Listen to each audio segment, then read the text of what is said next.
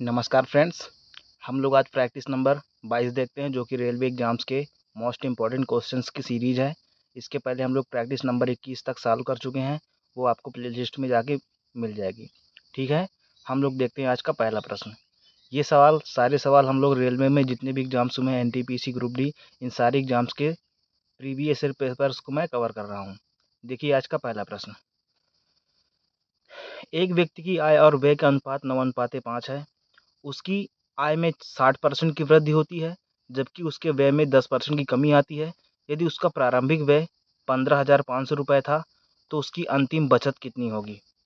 ठीक है, अगर आपको ये सवाल आता है तो आप पहले इसको वीडियो को रोकिए, पहले अपने मन से हल कीजिए और फिर इसका आंसर हमसे मैच करिए। ठीक है, देखिए पहला प्रश्न।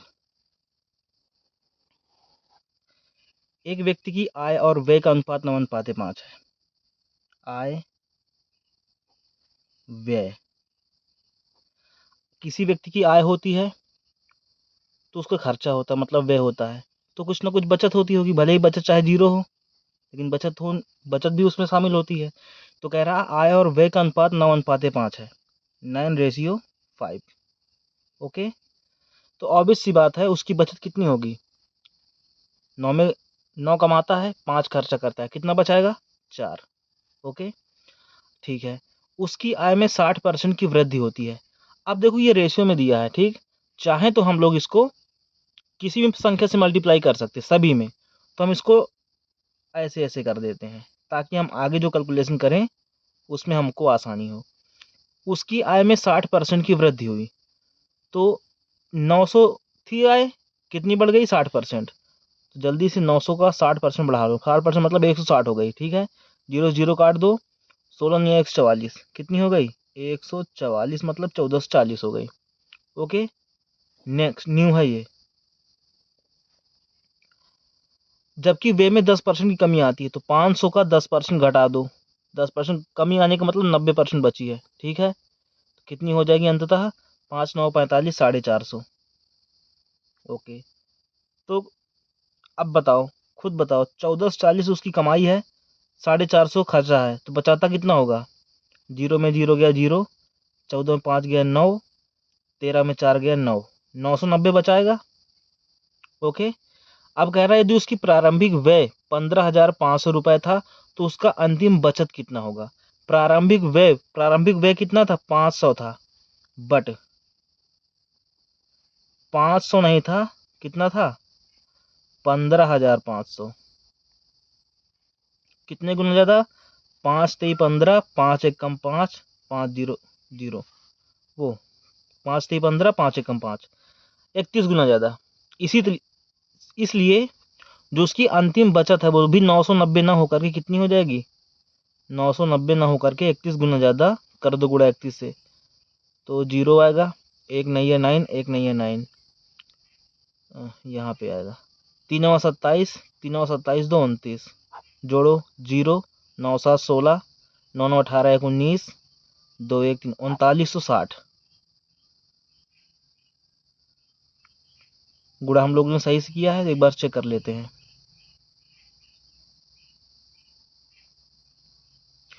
अगर हम लोग यहाँ पे थोड़ा सा घटा के देखें, 1440 इसकी आय थी, 450 खर्चा आया, तो कितना बचा? जीरो में जीरो गया जीरो, 14 में 5 गया 9, यहाँ बचा 13, 13 में 4 गया 9 4 13, सही तो था। 9 5 14 की 4, 9 5 9 4 13 14, हाँ सही है। 990 में 31 से गुणा करो,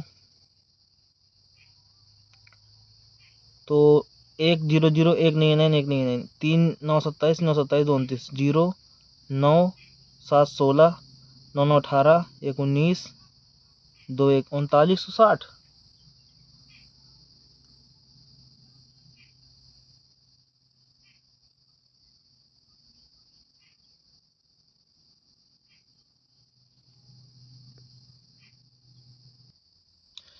देखिए स्टूडेंट्स, हम लोग यहाँ पे गुणा फिर से करते हैं, हम लोग गुणा गलत कर रहे थे। ठीक है, 990 में हमको गुणा करना है, 990 में 31 के गुणा करना है। देखिए 1 0 0, 1 9 का 9, 1 9 9।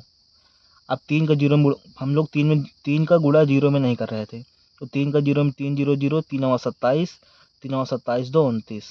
ठीक है, अब करो 0 9 9 7 16, और ये 9 1 10, 2 1 3, 30 69 0, 30 69 0, ऑप्शन नंबर डी सही है। ओके, आई होप आप लोगों को समझ में आया होगा। कैलकुलेशन मिस्टेक्स हो जाती है कभी कभार, लेकिन उस पर इतना इरिटेट नहीं होना, ठीक है। देखिए, कह रहा था एक व्यक्ति की आय और व्यय का अनुपात 9:5 है। तो आय 9 और व्यय 5 है, प्रारंभिक की बात हो रही है। लेकिन बचत नहीं दी है, तो हमको ऑब्वियस सी बात है, मतलब ये कॉमन सेंस वाली बात है या फिर अंडरस्टूड बात है कि 9 अगर आय है, व्यय 5 है, तो बचत 4 होनी चाहिए, वो लिख दिया हमने। लेकिन हमको बाद में कुछ और कैलकुलेशन करना था, तो हमने उसमें क्या किया, 50 मतलब 100 से गुणा कर दो, चाहे 10 से कर दो, ऐसा कर दो कि ताकि थोड़ा कैलकुलेशन में आसानी हो। तो हमने 100 से गुणा कर दिया था। अब क्या हुआ कि आय में 60% की वृद्धि हुई, मतलब बन गया 1440। व्यय में 10% की कमी आई, मतलब 450 हो गया। तो कितना बचाएगा, फिर नया बचत आई 990, घटा के देख लो 990 आया। लेकिन कह रहा था पहली जो प्रारंभिक व्यय थी वो 500 नहीं थी, कितनी थी, 15,500, मतलब 31 गुना ज़्यादा, केवल 31 है, ठीक है, 31 गुना ज़्यादा। तो इसी तरीके जो नई बचत है वो भी 990 नहीं है, वो भी क्या है, 31 गुना ज़्यादा, मतलब 30,690 है। यानी हर चीज़ 31 गुना ज़्यादा, 31 गुना ज़्यादा रही होगी। ओके, बढ़ते हम लोग अगले सवाल की ओर। देखिए अगला प्रश्न, 10,415 रुपए को पी, क्यू और आर में इस प्रकार विभाजित किया जाता है कि यदि उनके संबंधित हिस्सों में से 62 रुपए, 17 रुपए और 79 रुपए घटा दिए जाएं, तो उनके पास इस रेशियो में धन बचता है। क्यू और आर के मूल हिस्सों का अंतर ज्ञात कीजिए। देखिए, पी, क्यू, आर, ओके, कुछ कुछ रुपए तीनों के पास रहे, तीनों को मिला करके 10,415 रुपए होते थे। लेकिन क्या हुआ कि उनके हिस्सों में से पहले से 62, दूसरे से 17 और तीसरे से 79 रुपए घटा दिए जाएं, तो इस अनुपात में बचते हैं। तो क्यू और आर के मूल हिस्सों में क्या अंतर रहा होगा, समझिए। हमको नहीं पता पी, क्यू, आर के पास कितने रुपए थे, लेकिन इतना बताया गया कि पी के कितने रुपए कम कर दिए गए, 62 रुपए, और क्यू के 17 रुपए, और आर के 79 रुपए कम कर दिए गए। तो कितने ओवरऑल कम हुए, बताओ जरा। 2 7 9 9 18 की 8, 6 1 7 1 8, 8 7 15, 158। चेक करो एक बार फिर से, 9 7 16 2 18 की 8, 7 1 8, 6 14 1 15, सही है। यानी ओवरऑल 158 कम हुए। ओवरऑल थे कितने, इतने थे, 10,415। तो 10,415 में से इतने कुल मिला के कम हो गए, 415, 158, 158। तो 15 60 गए 7, 10 में 5 गए 5, और 3 में 1 गए 2, और 0 1, यानी अब बचे हैं 10,257 रुपए, ठीक है। लेकिन घटाने के बाद नया रेशियो, न्यू अनुपात, न्यू रेशियो क्या बन के आया, 15 रेशियो 10 रेशियो 14। इसको हम काट नहीं सकते अब, ठीक है। तो ये टोटल रेशियो है कितने रुपए का, इतने रुपए का, मतलब 15 10 25, 25 4 29, 10 39। यानी ओवरऑल जो 39 है, 39 नहीं है, कितना है, 10,257 है। तो हमसे कह रहा क्यू और आर के मूल हिस्सों का अंतर ज्ञात कीजिए। क्या ज्ञात करना है, क्यू और आर के मूल हिस्सों का अंतर ज्ञात करना है। तो 39 गुना 39, ये पहले तो भाग करके देखो कितने गुना है ये। तो हम जल्दी से इसको काट लेते हैं कहीं पर, कहाँ पे काट लिया जाए। चलिए देखो, 10,257 में हम लोग भाग करते हैं कितने का, 39 का। तो 13 से काटो, शायद कट जाए। 13 अठे 104 होता, 13 सत्ते 91, 9 2 11, 115 बदले 13 नहीं है, 13 अठे 104, 104 10 1 14 11, 13 नहीं, हाँ कट रहा, 13 3 39, 13 अठे 104 होता, 13 सत्ते 91, 91 9, यानी 115, 13 अठे 104, 104 11, 13 नहीं है 117, 779 आया। फिर 3 से काटो, 3 दूनी 6, 3 18, 3 त्रिक 9, 263 गुना ज़्यादा, ठीक है। अब कह रहा है कि क्यू और आर के मूल हिस्सों का अंतर क्या रहा होगा। अब बात समझने वाली है, ठीक। यानी इतने गुना ज़्यादा है, ठीक, ये वाली चीज़। अब Q और R के मूल हिस्सों का अंतर हमसे पूछा हुआ है।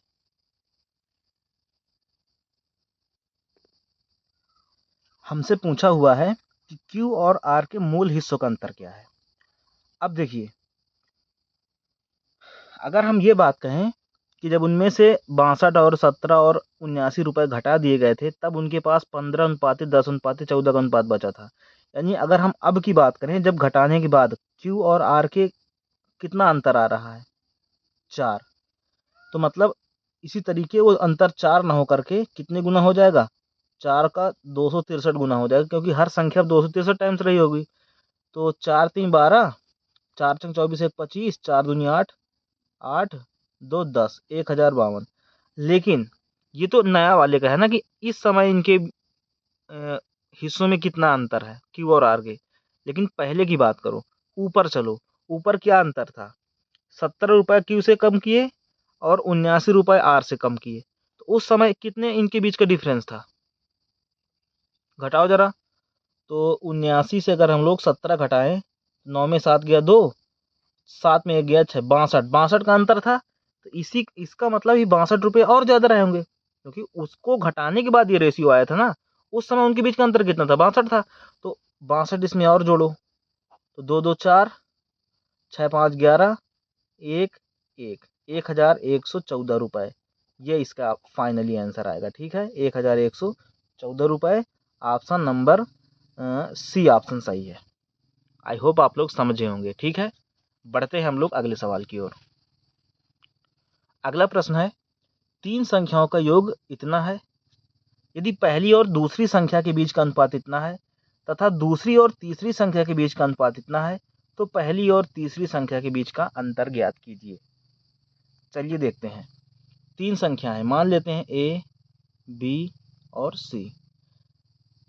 पहली और दूसरी के बीच का अनुपात है 20:18, तो 20:18। दूसरी और तीसरी के बीच का अनुपात है 21:12, 21:12। ठीक। अब देखिए, हमको एग्जैक्ट पता करना है कि कौन संख्या कितनी है। तो एक काम करते हैं, हम लोग पढ़े होगे ना आप लोग कि इसके सामने जो भी हो खाली जगह वो भर जाएगी। इसके सामने कौन है, ये है, तो ये खाली जगह भर, नीचे नहीं भरेगी, वो नीचे वाली जगह नहीं भरती, सामने वाली जगह को कवर करता है, ठीक है। ऐसे ऐसे करके सामने वाली को। तो अब इसमें कुछ कटता है किसी संख्या से तो काट भी सकते हो, जैसे जैसे मान के चलिए, चलिए बाद में काटेंगे। 21 दूनी 42, 18 एकम 18, 18 दून 36, 36 दो 36 एक 37, 18 एकम 18, 18 दून 36 एक 37, 18 दून 36, 18 एकम 18 3 21। अब काटो 2 से, 2 दूनी 4, 2 एकम 2, 2 0 0, 2 एकम 2, 2 अट्ठे 16, 2 नहीं 18, 2 एकम 2, 2 0 0, 2 अट्ठे 16। फिर से काटो 3 से, 3 सते 21, तीछंग 18, 3 त्रिको 9, 3 त्रिको 9, 3 1 3, 3 त्रिको 9 1, तीछंग 18। अब ये नहीं कटेगा, ठीक है। तो ये अनुपात इनका फाइनली अनुपात क्या बन के आया, 70:63:36। अब क्या कह रहा है, पहली और तीसरी संख्या के बीच का अंतर ज्ञात करो।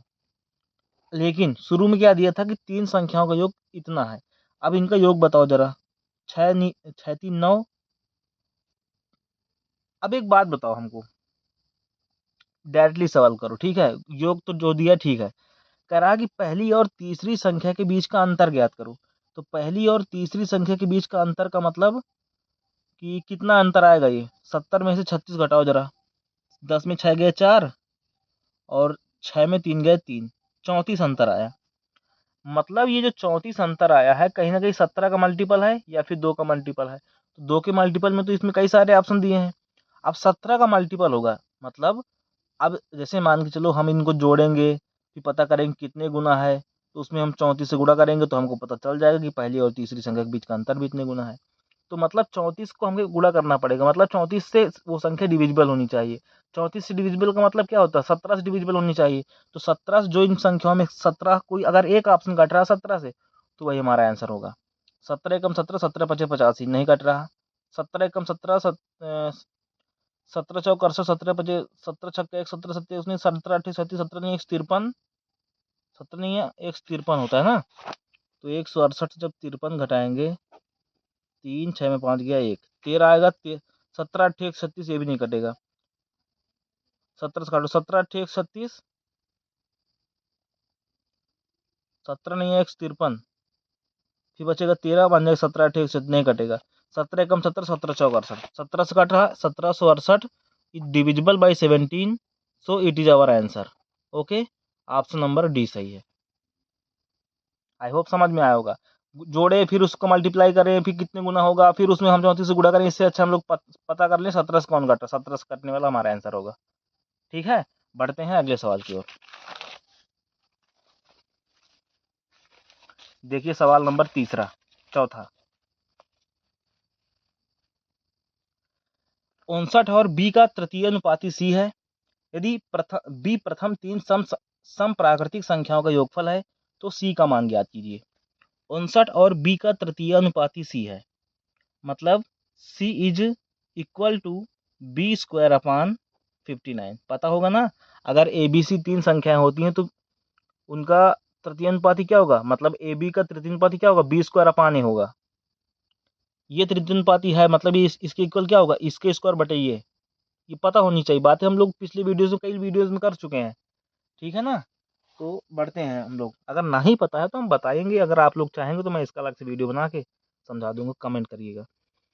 तो यहाँ पे क्या बोला अगला, यदि b प्रथम 3 सम प्राकृतिक संख्याओं का योगफल है, मतलब जो b है ना वो कितना है, 2 + 4 + 6 के बराबर है। प्रथम 3 प्राकृतिक संख्याओं का योगफल है। 6 4 10 2 12 है, यानी b की वैल्यू कितनी दिया, 12 दिया है। तो c का मान ज्ञात करो। तो b कितना है, 12, तो 12 का स्क्वायर मतलब 12 × 12 बटे 59। तो 12 बराबर कितना होता है, 144 बटे में 59 से भाग करो। 59 से जल्दी से भाग करो, 59 का भाग कर लो 144 में। 59 दूनी 2 बार जाएगा, 2 नहीं 18, 2 पंचे 10 11, 14 8 गया 6, 3 में 1 गया 2, दशमलव लगाओ, 0 बढ़ाओ। 59 2 वाला कोई ऑप्शन दिख रहा है क्या, हाँ ये दिख रहा है, ये दिख रहा है। 4 बार भी 3 बार में करेंगे तो 3 और 27, 3 पंचे 15, 2 17, 4 बार जाएगा। 4 नहीं 36, 4 पंचे 20, 3 23, 10 से 6 गया 4, 5 में 3 गया 2, कट गया। तो कुल मिला के 2.4 आंसर आने वाला। 2.44 भी आएगा। ऑप्शन नंबर कौन सा सही है, ऑप्शन नंबर बी सही है। हो गया, आसान सवाल था, लेकिन इसमें पता होना चाहिए कि तृतीय अनुपाती क्या होता है। बढ़ते हैं अगले सवाल की ओर। अगला सवाल है, 3 संख्याएं 1/5, 9/18, 11/16 के अनुपात में है। सबसे बड़ी और सबसे छोटी संख्याओं का अंतर 78 है। सबसे बड़ी संख्या ज्ञात कीजिए।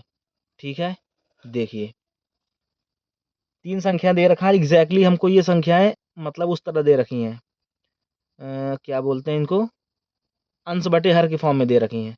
लेकिन हमें इसको क्या, किस फॉर्म में चेंज कर लें, पहले हम चेंज कर ले इसको केवल अंश के फॉर्म में।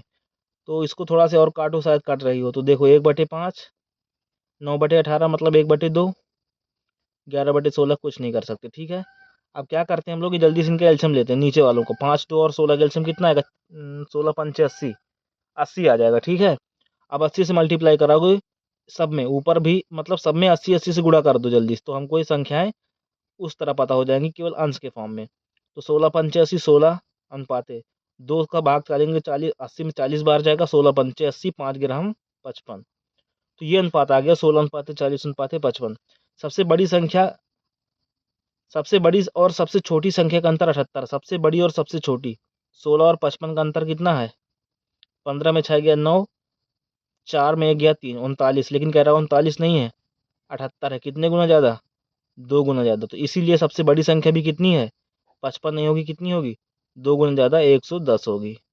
ऑप्शन नंबर ए सही है। ओके, बढ़ते हैं हम लोग अगले सवाल की ओर। अगला प्रश्न है, यदि x और 294 का मध्यानुपाती 42 है तो x का मान ज्ञात कीजिए। x और 294 का मध्यानुपाती 42 है। अब 42 क्या है, मध्यानुपाती है किसका, x और 294 का। ये बातें पता होनी चाहिए कि मध्यानुपाती क्या होता है, तृतीय अनुपाती क्या होता है, ये बता चुके हैं, अगर नहीं पता तो बताइए, मैं फिर से बनाऊंगा वीडियो अलग से। तो स्क्वायर कर दो दोनों पक्षों में, तो 42 x गुणे 294। ठीक है, 7 से कट रहा, 7 छंग 42, 7 चौक 28, हाँ काटेगा, 7 छंग 42, 7 चौक 28, 7 दून 14, 42 से 42 खत्म हो गया, तो x बराबर कितना आ गया, 6। ऑप्शन बी सही है। ओके, बढ़ते हैं अगले सवाल की ओर। ए, बी तथा सी अलग अलग एक कार्य को क्रमशः 10 दिन, 15 दिन और 30 दिन में समाप्त कर सकते हैं। तीनों मिलकर उस कार्य को कितने दिन में समाप्त करेंगे? तो ए करता है 10 दिन में, बी करता है 15 दिन में और सी करता है 30 दिन में। तो इनका एलसीएम जल्दी से निकालो, कितना आएगा, 10 तिहाई 30, 15 दूनी 30, 30 एक कम 30। तीनों मिलकर करेंगे तो 3 2 5 1 6, तीनों मिलकर एक दिन में 6 काम करेंगे। 30 काम निपटाने के लिए कितने दिन लगेंगे, 5 दिन। ऑप्शन नंबर सी सही है। ओके, बढ़ते हैं अगले सवाल की ओर। हमारा अगला सवाल है, ए, बी तथा सी अलग अलग एक कार्य को क्रमशः 10 दिन, 15 दिन और 30 दिन में समाप्त कर सकते हैं। तो तीनों मिलकर उस कार्य को कितने दिन में पूरा करेंगे?